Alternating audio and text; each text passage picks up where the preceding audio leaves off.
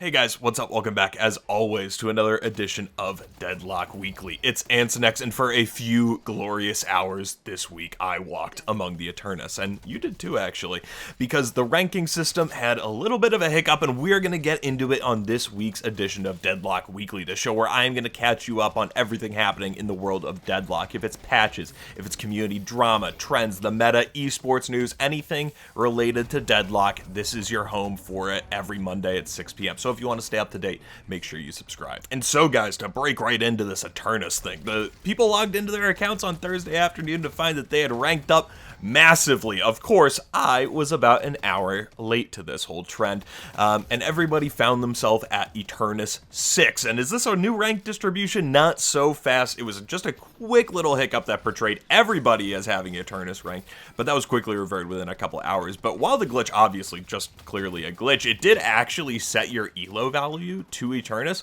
which I'm sure probably frustrated some Eternus players and some Arcanist players alike on Thursday afternoon, getting stuck in each other's lobbies.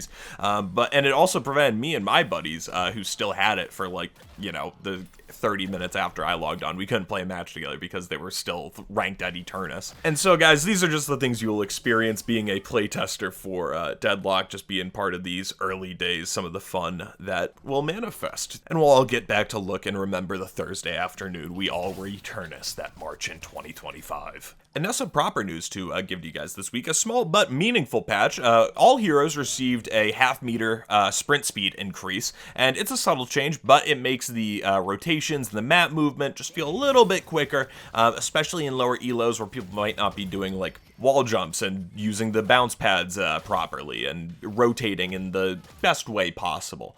I'm sure that'll help down in those ranks. And honestly, this is one thing where I was expecting it to manifest itself a little bit more tangibly when I read the patch notes. Half-meter sprint speed, obviously not a super significant change, but it was enough that I thought I would notice, and I almost forgot the change was made until I wrote this outline. We've had a few sprint speed and just move speed buffs now kind of stacked on top of each other over the past few months. So I'm curious that if I go back and look at old footage, if it looks different, if it all just looks slower. And in general, guys, I think it's interesting that we didn't see any more drastic changes to the map from now to, looking back to when the map was introduced, probably, what has it been, a month, 2 months now since this map's been out?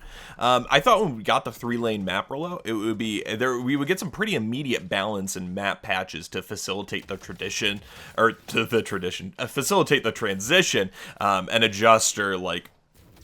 adjust any, like, missing air, like, lacking areas, you know what I mean? Like, if it was taking too long, right? I thought there would have been something more significant that happened a long time ago. I thought we might have gotten new jump pads or things like that. And so to only have minor balance patches and almost no, like, real significant balance changes outside, like, the global buff and what we had last week, and those still pretty minor patches, I think it's putting a strain on all of us testers. I know I'm feeling it a little bit in the quality of my matches this week, and I think people are really starting to field aware kind of across the board, because there are just some glaring areas of the new map that need work, whether it be long rotation times or sinner sacrifice, that still haven't been addressed. And I've been seeing people go back to 4 lanes, which I don't think should be the case. What do you guys think here? I think that this is something that, guys, if you have strong feedback, you really want to go to the forums and give it to the devs, because this is why you are in this playtest, is ultimately to get that feedback to the devs, whether it's through your game data or preferably giving them written out stuff in forums. I think that if you're watching something like this,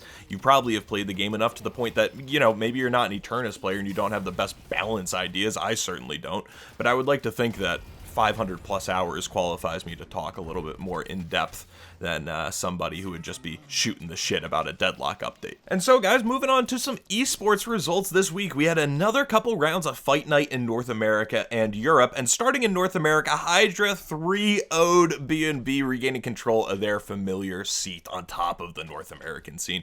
And fun fact to exemplify their dominance, Hydra Nation's walkers didn't take a single point of damage across all 3 games, and each game took less than 25 minutes. So yeah, I read those stats and it made me feel happy, because at least that happens to the pros sometimes too. This info came from Calc on Discord, who does play for Hydra Nation, so thank you very much, Calc.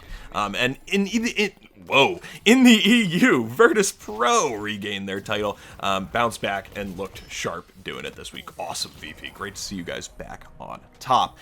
We got Deadlock Jeez, man, I am like fumbling towards the end here. We got Deadlock Fight Night number 20. Maybe it is a little bit of a tongue twister. Try saying that 20 times fast. Deadlock Fight Night, Deadlock Fight. It's actually not that hard.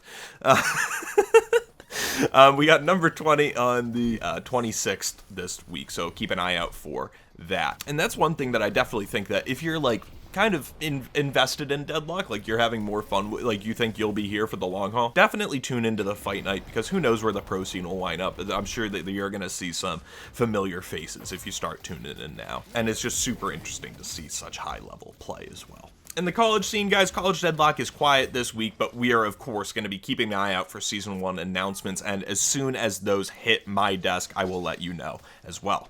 And so, guys, that's all I got for you this week. I want to ask before you go, what do you want to see covered on this series? It's something I'm very interested in, and on lighter weeks like this, to throw something else in to add to the fire. But with that all said, guys, I do hope you have a fantastic week, and if you enjoyed the episode today and want to see next week and the following week's editions, please make sure to subscribe. So, guys, have a fantastic week, and I will see you again next Monday. Oh, and I hope your March Madness teams keep winning.